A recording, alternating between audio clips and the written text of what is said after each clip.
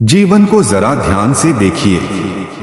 आप बहुत कुछ करना चाहते हैं, सपने बुनते हैं, योजनाएं बनाते हैं, लेकिन अंत में होता वही है जो होना लिखा है। हम सोचते हैं मैं तय कर रहा हूं, पर सच यह है कि तय तो बहुत पहले हो चुका होता है। जिसे हम इच्छा समझते हैं वह भी प्रारब्ध का ही हिस्सा होती है।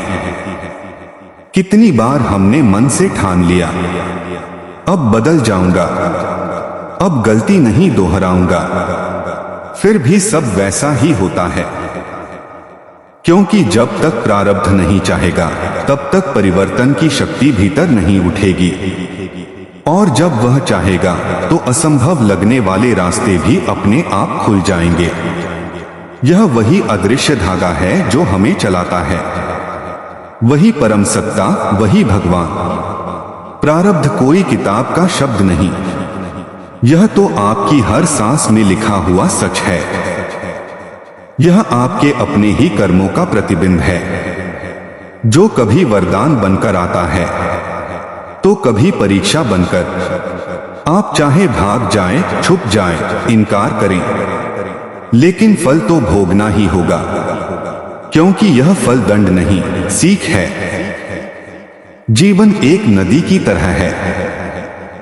आप तैर सकते हैं, छपछपा सकते हैं, पर अंततः वही दिशा मिलेगी जहां धारा जा रही है। दिमाग सोचता है कि वह नाविक है, पर पतवार तो पहले ही धाराओं के हवाले है। इसीलिए सबसे बुद्धिमान वही है जो विरोध नहीं करता, बल्कि बहना सीख लेता है, जो कहता है हे भगवान, जो भी हो रहा है वही मेरे लिए ठीक है। देखिए, प्रारब्ध आपको तोड़ता नहीं, वह आपको ढालता है। हर दुख, हर असफलता, हर रिश्ता आपके भीतर सोई हुई चेतना को जगाने का माध्यम है। अगर सब आपकी मर्जी से होता तो आप कभी सीखते नहीं, कभी बढ़ते नहीं, कभी भगवान तक पहुंचते नहीं। याद रखिए, प्रारब्ध रास्ता तय करता है, लेकिन चलना आपको ही पड़ता है।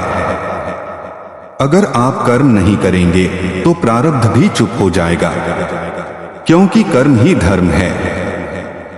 जब आप समझ जाते हैं कि परिणाम आपके हाथ में नहीं, बस कर्म आपके हाथ में है, तभी जीवन सरल हो जाता है, क्योंकि तब आप शिकायत छोड़ देते हैं।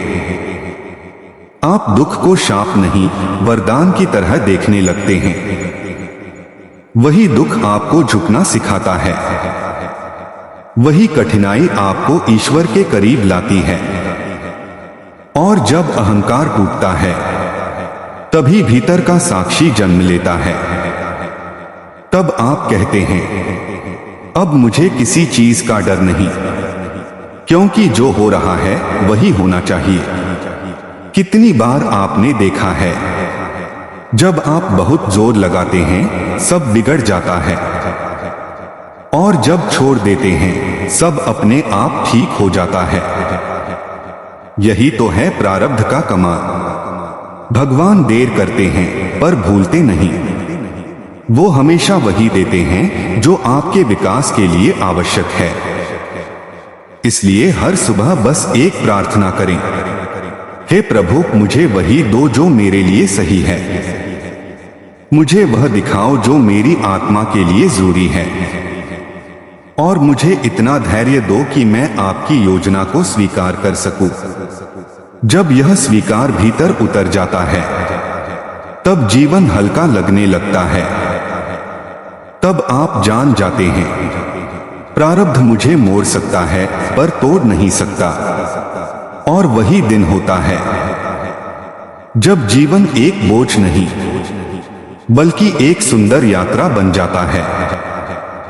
तो प्रिय साथियों, अब शिकायत नहीं, समर्पण कीजिए, क्योंकि जो लिखा है वही सर्वश्रेष्ठ है।